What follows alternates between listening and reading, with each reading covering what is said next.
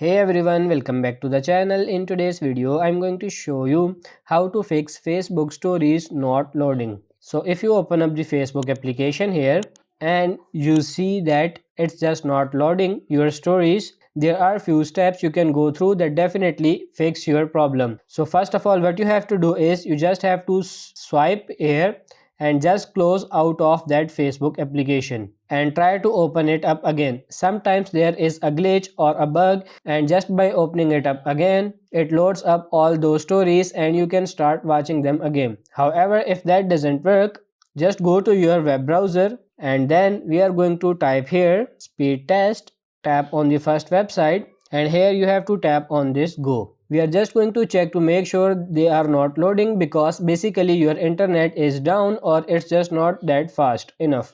Now it's faster than say a few megabytes per second. You should be fast enough to load up those stories to be able to play them as normal. So check this. If you don't have good internet, you might want to switch from Wi-Fi over to cellular data or vice versa.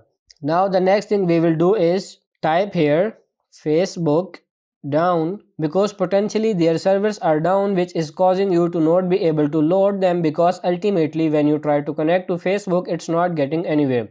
So let's open up the down detector here, and if you see a huge spike in reported outages, then most likely that's the reason it's not loading those stories and you are not able to watch them, because the Facebook servers are down. You just need to wait until they get everything fixed. It's usually within a few hours everything is up and running. Now the last thing we are going to do is hop into the Play Store or App Store depending on your device, and in the search bar just search for Facebook, and you just have to make sure that you are using the latest version of Facebook application. If there is any update, just make sure to update it to the latest version. Tap on update to get latest version, and that should fix any kind of issue.